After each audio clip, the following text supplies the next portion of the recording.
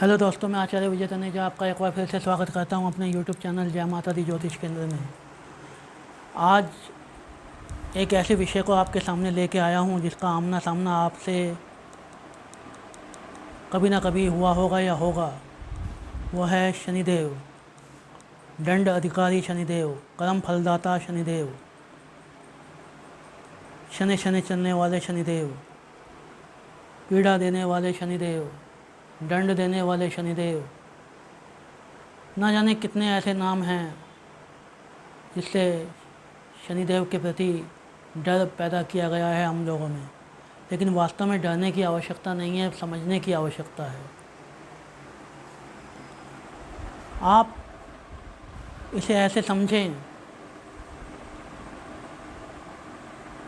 कि आपने जो कर्म किए हैं उनका फल तो आपको मिलना ही है।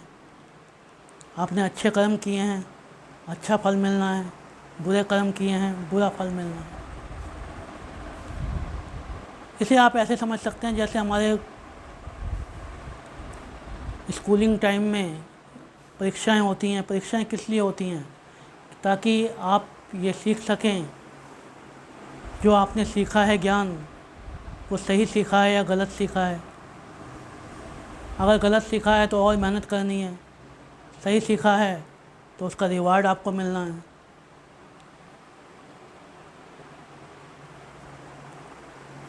तो शनिदेव भी कुछ ऐसे ही हैं। आपके कर्म अच्छे हैं, आपको अच्छा फल मिलना है। आपके कर्म बुरे हैं, आपको बुरा फल मिलना है। दूसरी बात शनिदेव के संदर्भ में ये याद रखनी है कि जो सबसे ज़्यादा डराया जाता है साढ़े साती और ढैया के कारण। क्या होती है शनि की साढ़े साती और क्या होती है शनि का ढैया? आपकी जन्म कुंडली में चंद्रमा जहाँ बैठा हुआ है वो आपकी राशि है। उससे एक घर पहले, उसके एक घर बाद तक जो 2.5 साल का पीरियड होता है, समय होता है शनिदेव का, वो साढ़े साती कहलाता है। मान लीजिए, उदाहरण से समझें इसे। माना आपकी राशि कन्या है। कन्या से पहले कौन सी राशि आती है? सिंह आती है। कन्या के बाद कौन सी राशि आती है? तुला आती है। जब गोचरवश शनिदेव सिंह में प्रवेश करेंगे तो कन्या राशि वालों के लिए साढ़े साती का काल शुरू हो जाएगा। दूसरा 2.5 साल जब कन्या के ऊपर से गोचर करेंगे और तीसरा 2.5 साल जब तुला के ऊपर से गोचर करेंगे। ये तीनों मिला के साढ़े साती कहलाएगी। और इन 7.5 साल में आपको आपके कर्मों का ही दंड मिलेगा, आपको आपके कर्मों का ही फल मिलेगा, चाहे वो अच्छा है या बुरा है।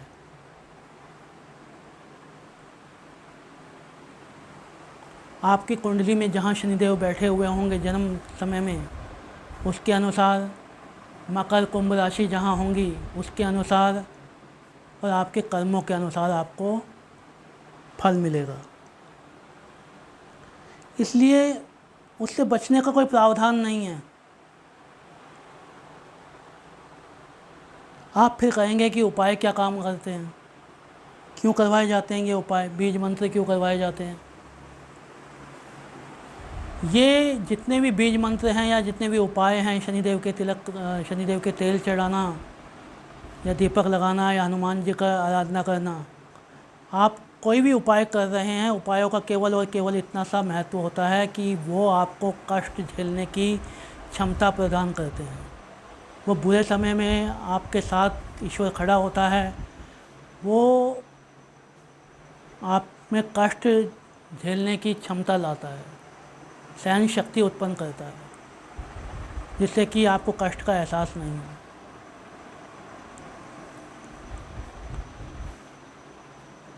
क्या शनिदेव या कोई भी ग्रह की पीड़ा जो हमको मिल रही है उससे बचा जा सकता है? नहीं, उससे बचा नहीं जा सकता। अब शनिदेव की दशा अंतरदशा आ गई है, साढ़े साती ढैया आ गया, तो सबसे पहले आपको अलर्ट हो जाना है। आपने जिन जिन लोगों के प्रति गलत कर्म किए हैं उन लोगों के प्रति आपको अब सही कर्म करने हैं। मान लीजिए आपने पिछले कुछ समय से पत्नी के प्रति अच्छा व्यवहार नहीं किया और शनि की साढ़े साथी आ गई, तो ये वो समय है जब आपको अपनी पत्नी के प्रति सद्व्यवहार करना है, उनकी रिस्पेक्ट करनी है, उनके विचारों का आदर करना है। मान लीजिए आपने पिछले कुछ समय से अपने बॉस के साथ सही नहीं किया या अपने माता के साथ सही नहीं किया, तो अब वो समय है जब आपको माता के साथ सही करना है या अपने बॉस के साथ सही कर्म करने हैं। यदि आप ऐसा करते हैं तो आपको किसी प्रकार से घबराने की ज़रूरत नहीं है। और यदि पिछले कुछ समय से आपने अच्छे कर्म किए हैं अपने पत्नी के प्रति, अपने बॉस के प्रति, अपनी माता के प्रति, तो आपको डरने की कतई आवश्यकता नहीं है। आपके साथ अब अच्छा होना है, क्योंकि शनिदेव बुरे कर्मों का ही फल नहीं देते, अच्छे कर्मों का भी फल देते हैं।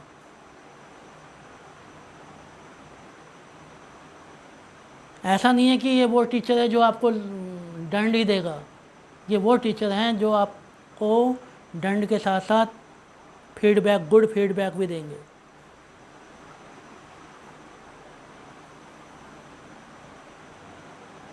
तो जब जब आप शनि के ढैया से, शनि की साढ़े साथी से या शनि की दशा अंतर्दशा से गुजर रहे हों, तो सबसे पहले ये देखिए कि आपको कौन से क्षेत्र में परेशानी हो रही है और समझ जाइए तुरंत, ये वो समय आ गया है अब उस क्षेत्र में आपको अच्छे कर्म करने हैं। लोग कहते हैं कि मेरा काम धंधा सही चल रहा था, साढ़े साथी लगते ही ख़राब हो गया।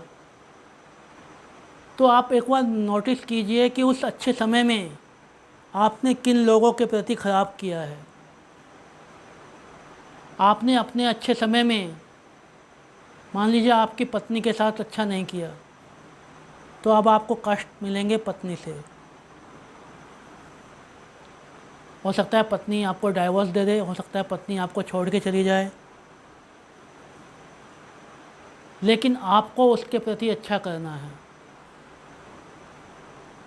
ताकि आपको मिलने वाले कष्टों में कमी हो जाए या ना मिले।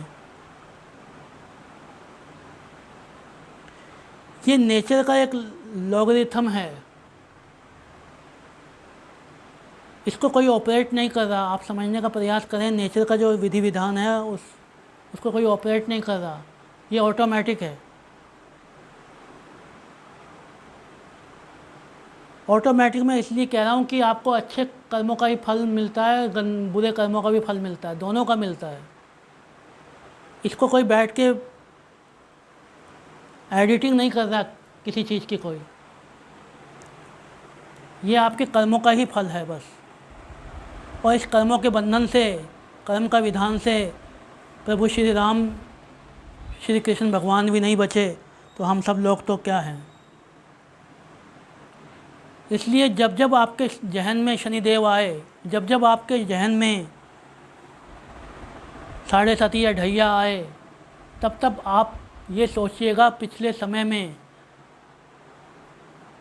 मैंने किसके प्रति गलत किया है।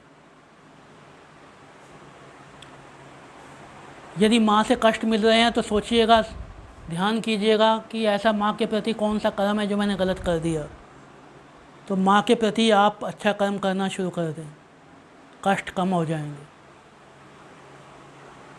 जितना माँ के प्रति सद्व्यवहार करेंगे कष्ट उतने कम होते चले जाएंगे।